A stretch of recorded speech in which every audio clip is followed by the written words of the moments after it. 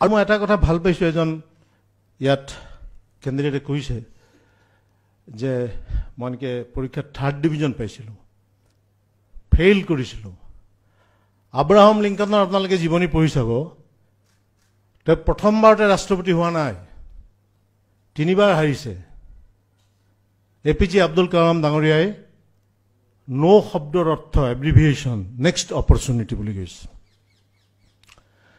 2007ত চিকিৎসা বিজ্ঞানৰ 3জন ব্যক্তিয়ে নোবেল প্ৰাইজ পাইছিল। তাৰ ভিতৰত এজন আছিল মেৰিঅ' কাপাচিঅ'। মেৰিঅ' কাপাচিঅ'য়ে 6 বছৰ গা ধোৱা নাছিলে। এই যে আমাৰ শিখৰ গুটকা খাই বহুত ল'ৰা ছোৱালী ঘূৰি ফুৰে, ষ্ট্ৰীট বয়, তেওঁলোকৰ মাজতো সম্ভাৱনা এটা লুকাই থাকে। আমাৰ ভূতপূৰ্ব ৰাষ্ট্ৰপতি প্ৰখ্যাত দাৰ্শনিক সৰ্বপল্লী ৰাধাকৃষ্ণনে কৈছিল, each individual has got divine potentiality in him, it is his duty to develop that potentiality, that possibility. প্ৰত্যেক ব্যক্তিৰ মাজত প্ৰচন্নভাৱে লুকাই থাকে দৈৱ শক্তি।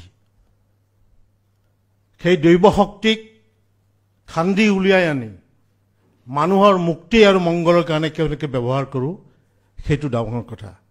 সেই মেৰিঅ' কাপাচিঅ'ৰ মাকক নাজী বাহিনীয়ে ধৰি নি পেলাই জেলত দিছিল।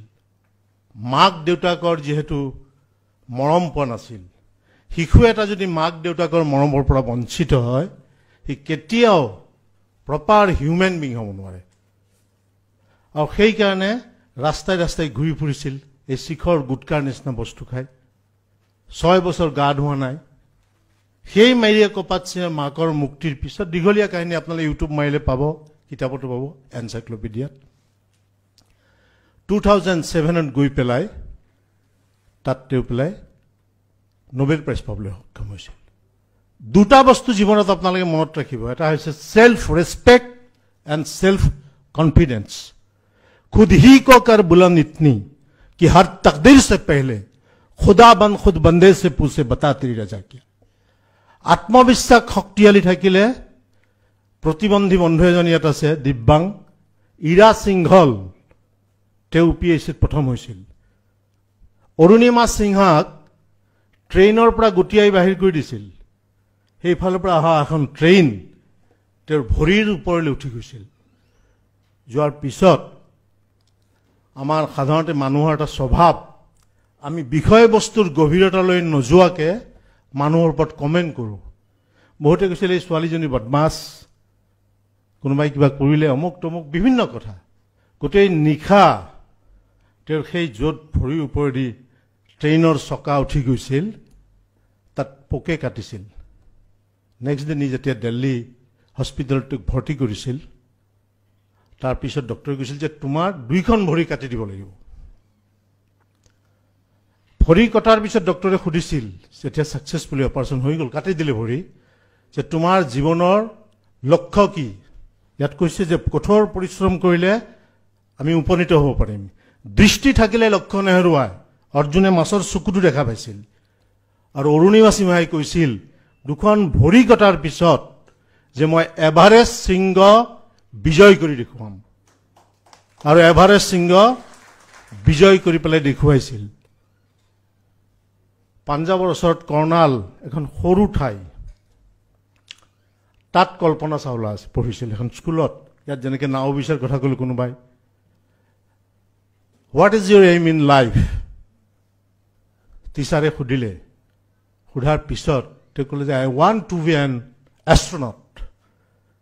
গাঁৱৰ ছোৱালী, সৰু ছোৱালী কি এষ্ট্ৰনট হয়? ধমকি মাৰি বহাই দিছে।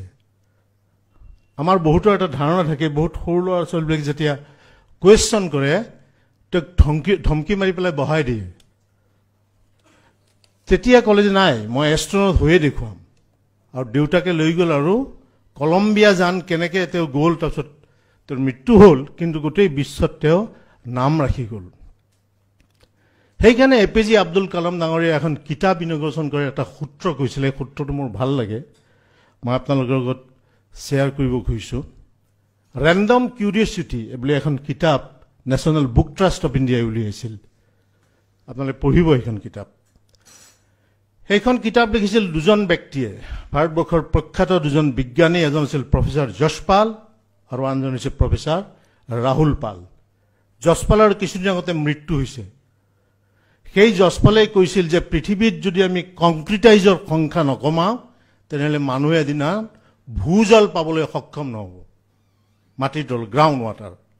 আৰু তেওঁৰ পুত্ৰ ৰাহুল পাল, তেওঁ এজন বিজ্ঞানী আৰু বৰ্তমানো তেওঁ এইমছৰ ডক্তৰ। সেই কিতাপখন উন্মোচন কৰোঁতে APJ আব্দুল কালাম ডাঙৰীয়াই কৈছিল যে কিতাপখন পঢ়ি থাকোঁতে 274 কুৱেশ্যন এণ্ড এনচাৰ আছে তাত।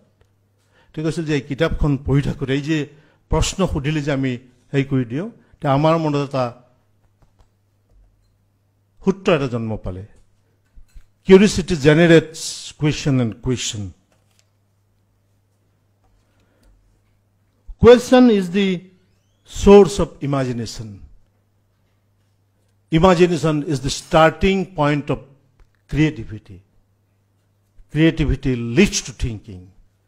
Thinking provides you knowledge, and knowledge makes you great. Successful manu hoatke apnaloke successful human being hoboloi jotno koribo. Aru sei karone সংস্কৃত দেখাৰ কথা কৈছে বিদ্যা দদাতি বিনয়াত। এই যে আজিৰ এই অনুষ্ঠানটো ইয়াত আমি আয়োজন কৰিছোঁ, ইয়াৰ মূল কনচেপ্টটো হৈছে আমাৰ মাননীয় মুখ্যমন্ত্ৰী সৰ্বানন্দ সোণোৱাল ডাঙৰীয়া।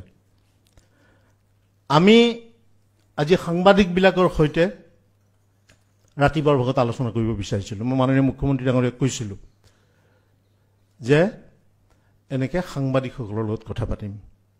তেতিয়া মাননীয় মুখ্যমন্ত্ৰী সৰ্বানন্দ সোণোৱাল ডাঙৰীয়াই ক'লে যে যিবোৰ ল'ৰা ছোৱালী APSCৰ যোগেদি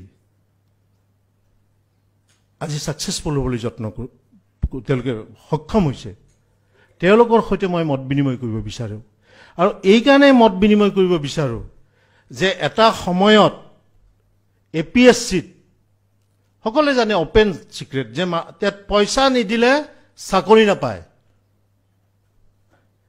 APSC, APS, ACS এইবিলাকৰ বেকত যেনেকৈ PhD বুলি লিখা থাকে, এই চেয়াৰমেনটোৰ নাম শ্বৰ্টকাটত লিখা আছিল আগতে।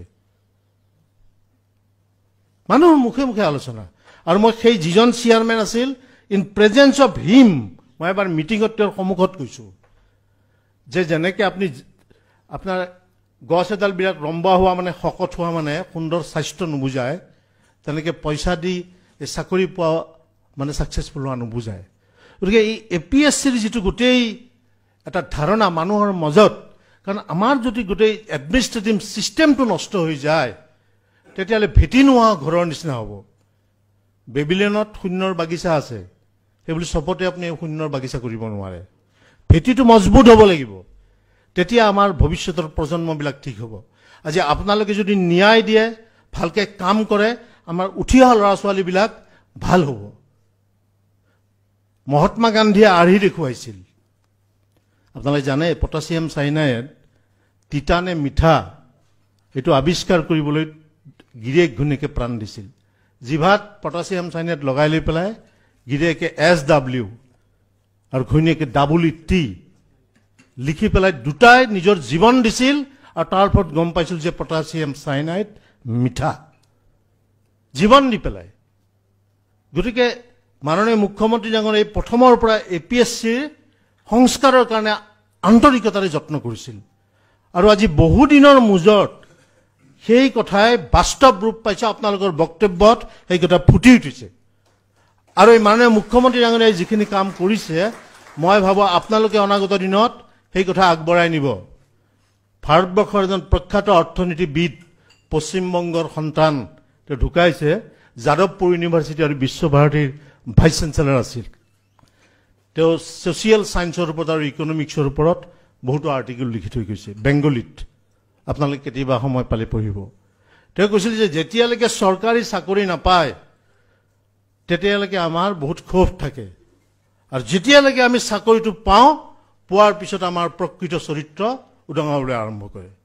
মই মিডিয়া এডভাইচাৰ হোৱাৰ 3 মাহ আগতে ACS অফিচাৰ এজনৰ ওচৰলৈ গৈছিলোঁ, মই পুৰণা অফিচৰ ফাইল বিচাৰি। মোক চূড়ান্ত মিছবিহেভ কৰিছে। মই বেয়া পোৱা নাই। মই এইকাৰণে বেয়া পোৱা নাই, বৌদ্ধ ভিক্ষুক এদিন ভিক্ষা খুজিবলৈ গৈছিল মানুহৰ ঘৰত, তেওঁক বেয়া ব্যৱহাৰ কৰি উলিয়াই দিলে। তেওঁ কৈছে 1 মিনিট চাউলটো আপুনি লৈ যাওক বুলি ক'লে। তেতিয়া মালিকজনে ক'লে ঠিক আছে, ঘৰলৈ লৈ গ'ল। তেতিয়া বৌদ্ধ ভিক্ষুক মংক বুলি এখন পৃথিৱী বিখ্যাত অক্সফৰ্ড ইউনিভাৰ্চিটিৰ কিতাপ আছে, চুজ লাইফ, অক্সফৰ্ড ইউনিভাৰ্চিটি প্ৰেছৰ। Dialogue to Arnold Toynbee and Daisaku Ikeda পঢ়ি চাব কেতিয়াবা, সুন্দৰ কিতাপ। সেই বুদ্ধিষ্ট মংকজনে ক'লে যে আপুনি চাউলখিনিয়ে ঘূৰাই লৈ গ'ল, মই আপুনি দিয়া গালিখনিও লোৱা নাই, সেইখিনিও ঘূৰাই লৈ যাওঁ। গতিকে আমাৰ এই বাছত লিখা থাকে আমি সৰুতে, আপোনাৰ ব্যৱহাৰে আপোনাৰ পৰিচয়। এই আপোনালোকে যিটো অৱস্থাত উপনীত হৈছে, সংগ্ৰামৰ মাজেদি বিনয় হ'বলৈ যত্ন কৰিব। মই অলপ আগতে কৈছোঁ বিদ্যা দদাতি বিনয়াত। ঈশ্বৰচন্দ্ৰ বিদ্যাসাগৰ এদিন কনভকেশ্যনত অংশগ্ৰহণ কৰিবলৈ যাব, ট্ৰেইনত আহি আছিল। তেওঁৰ কাষতে আপোনালোকৰ নিচিনা কোটটাই মৰা মানুহ এজন বহি আছিল। যেতিয়া ট্ৰেইনৰ পৰা নামিবৰ সময় হ'ল, ঈশ্বৰচন্দ্ৰ বিদ্যাসাগৰক ভাবিলে কিবা অৰ্ডিনাৰী মানুহ, কাৰণ আমি বহুত সময়ত ড্ৰেছতেই মানুহৰ পজিশ্যনটো জুখিবলৈ যত্ন কৰোঁ। তেওঁ নামিব সময়ত ক'লে বেগটো ল, মোৰ গাড়ীত উঠাই দে। তো গাড়ীত উঠাই দিলে।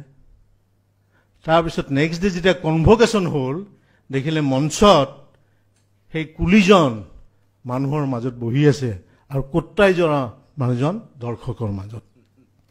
বিদ্যা দদাতি বিনয়াত বিনয়াত জাতি পাত্ৰতাত।